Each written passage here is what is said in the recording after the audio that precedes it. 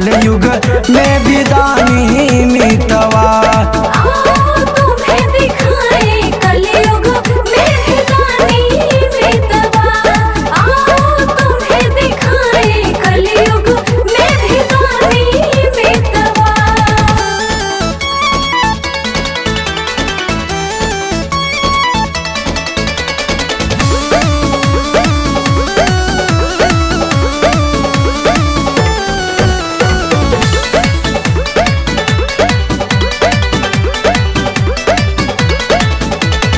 इस संस्था का शिविर है लगता प्रयाग कुंभ के मेला।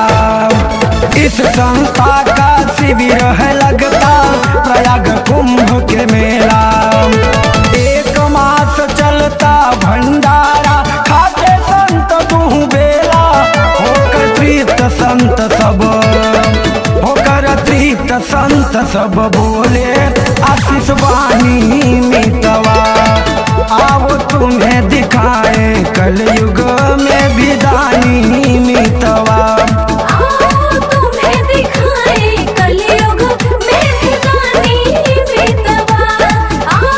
तुम्हें दिखाए कलयुग में भी दानी मितवा।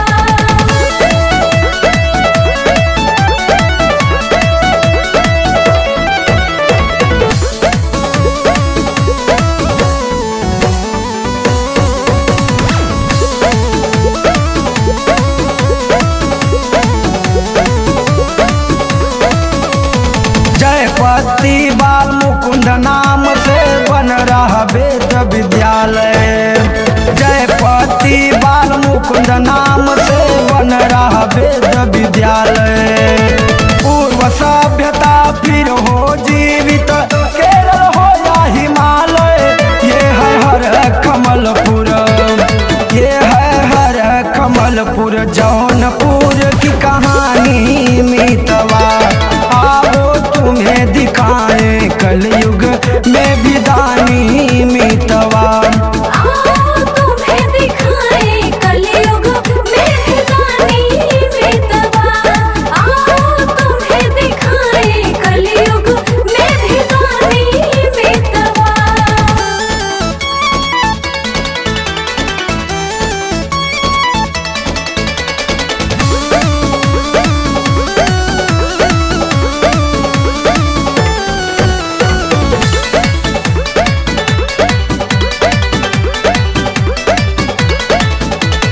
अमृतलाल जय शंकर पंड्या संग हसमुख महाराज। अमृतलाल जय शंकर पंड्या संग हसमुख महाराज।